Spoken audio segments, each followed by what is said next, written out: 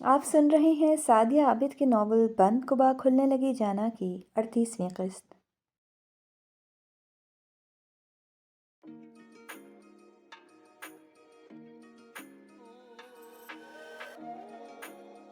اب غصہ نہ کرے مامی، میں اسے سمجھا کر لے آؤں گی۔ ماہ کنان سڈنی جا رہا تھا، اس لیے نوید عالم نے اسے ماں فیملی اپنے گھر دعوت پر مدعو کیا تھا۔ اس کے والدین نے صاف اس کے منہ پر جانے سے انکار کر دیا تھا، اس لیے وہ فیصل اور اس کی بیوی اور ماں کے ساتھ کاشانہ عالم چلا آیا تھا، اور وہ جو ارحم کی منگنی کی تیاریوں میں بڑھ چڑھ کر حصہ لے رہی تھی، ایک ہفتہ سے الحسن ہاؤس میں ہی تھی، اور آج اسے ماہ کنان کی دعوت کی وجہ سے واپس بلا لیا گیا تھا، اسی لیے اس کا موڈ آف تھا۔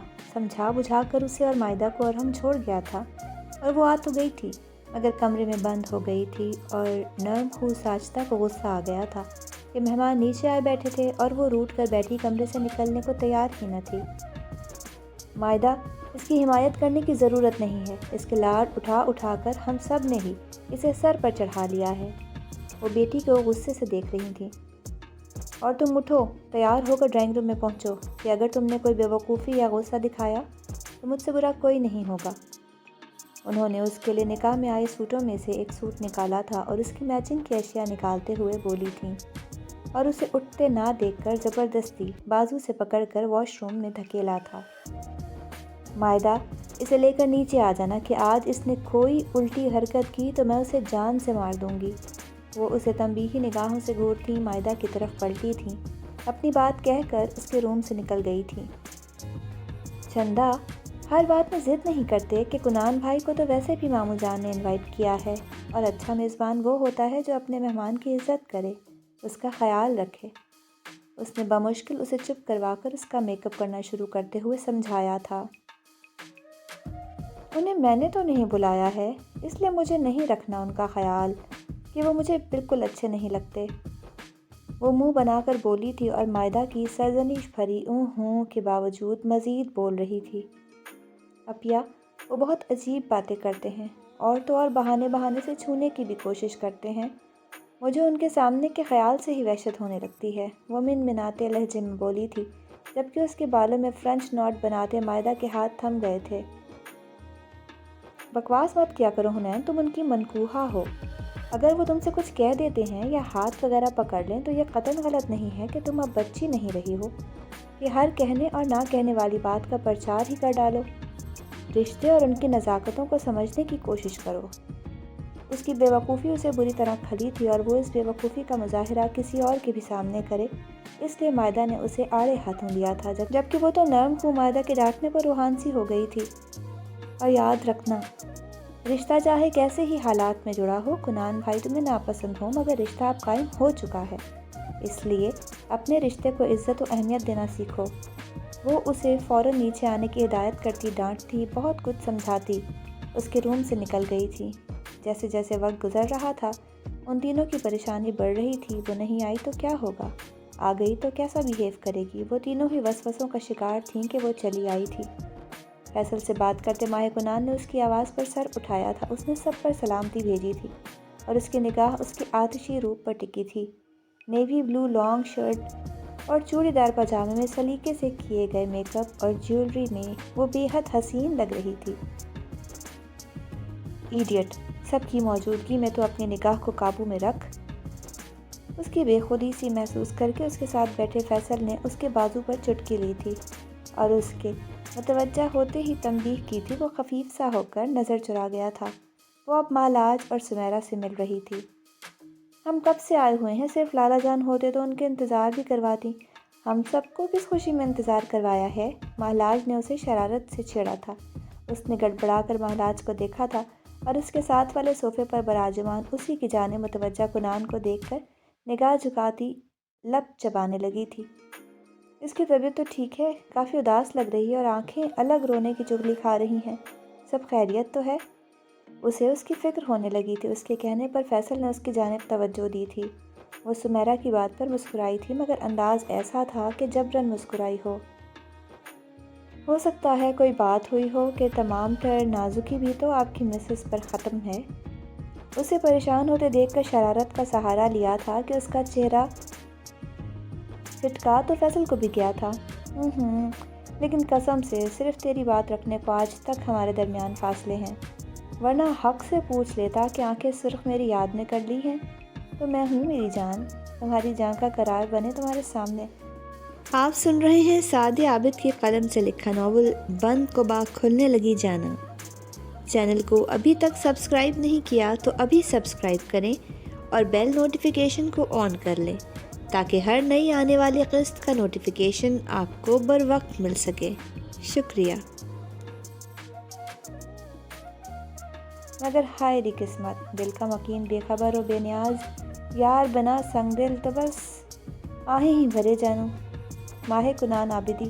وہ ایک بھرپور نظر اس کے اداس روپ پر ڈالتا، ساتھ بیٹھے فیصل سے سرگوشیوں میں دل کی بات کر رہا تھا۔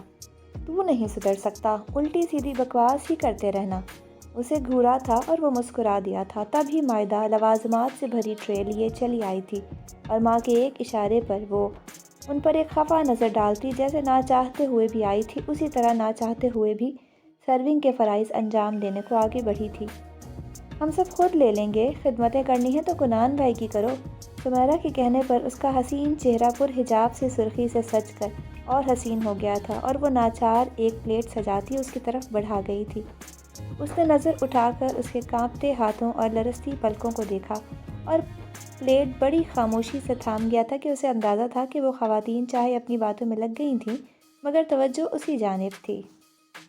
آپ چائے میں کتنی چینی لیں گے؟ وہ ٹرالی ان کے صوفے کے قریب گھسیٹ چکی تھی۔ فیصل نے شکریہ کے ساتھ ریفریشمنٹ آئٹم سے بھری پلیٹ پکڑی تھی اور وہ وہیں ٹرالی کے نزدیک کارپٹ پر گھٹنوں کے بل بیٹھتی چائے بنانے لگی تھی۔ فیصل کو کپ پکڑا کر ناچار اس کو مخاطب کیا تھا، جبکہ اس کی بات اس نے سن کر بھی نہیں سنی تھی کہ اس کے ارتکاز کے تمام دھاگے اس کے صبیح چہرے سے الجھے تھے اور اس نے اپنی بات کا جواب نہ پا کر اس کی جانب دیکھا تھا۔ سفید رنگت اور تیکھے نین نقش والا ماہ کنان جی جان سے اس کی جانب متوجہ تھا۔ اس کے دیکھنے پر اس کی سیاہ نشیلی آنکھیں مسکرائی تھیں اور وہ گڑبڑا کر نگاہ جھکا گئی تھی۔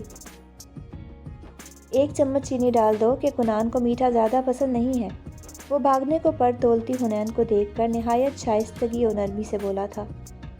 چینی کی ضرورت نہیں ہے، چائے میں تمہارا انگلی گھما دینا ہی کافی ہوگا، مسکرا کر شرارت سے پر انداز میں کہتا اسے کنفیوز کر گیا تھا اور وہ حیرانگی سے ان دونوں کو ہی دیکھنے لگی تھی۔ فیصل نے اسے کوہنی مار کر دھیمے سے اپنی بات دہرائی تھی، جبکہ وہ مسکرا کر اسے دیکھ رہا تھا۔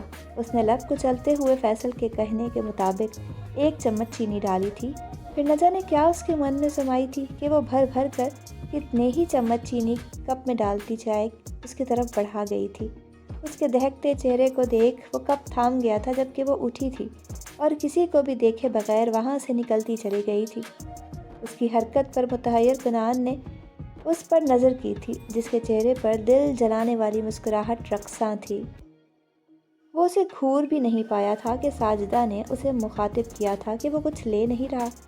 ناچار اس نے کباب اٹھا لیا تھا اور اسی وقت اسجد اور نوید عالم چلے آئے تھے اور سلام دعا کے بعد جیسے ہی اسجد کی نگاہ اس کے بھرے کپ پر پڑی تھی، وہ ناچار چائے کا گھونٹ لے گیا تھا اور ایک ہی سپ اس کا دل متلا گیا تھا کہ وہ چائے کیا تھی، چائے کم شربت تھا اور وہ تو میٹھا ہی کم پسند کرتا تھا۔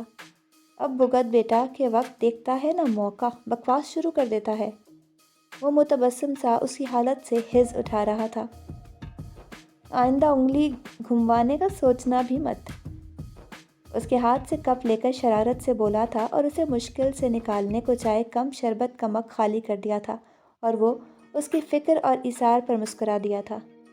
تیری جگہ وہ تیری سنگ دل بھابھی ہوتی تو پیار بھرے انعام کی مستحق ٹھہرتی۔ سرگوشی کی تھی۔ فیصل اسے گھور کر نوید عالم کی جانب متوجہ ہو گیا تھا۔ تمہارے والد صاحب تو سیاست کا باقاعدہ حصہ ہیں، خود تمہارے کیا ارادے ہیں؟ اس سے اب اکثر ملنا ملانا ہو جاتا تھا اور اس کی فطرت کی اچھائیاں ان پر کھلنے لگی تھیں، اس لیے وہ جبراً لیے فیصلے پر بھی مطمئن ہونے لگے تھے، مگر آخری پھانس جو تھی اس کو نکالنا باقی تھا، اس لیے موضوع چھیڑ گئے تھے۔ ڈیڈ کی تو یہی مرضی ہے کہ میں سیاست میں اپنا کریئر بناؤں، مگر مجھے اس سب میں چندہ دلچسپی نہیں ہے، اس لیے فی الحال تو ڈیڈ کے کہنے پر سڈنی جا رہا ہوں، واپسی پر سوچوں گا کہ کیا کروں گا۔ کہ ابھی تک تو سیاست میں آنے کا ارادہ نہیں ہے۔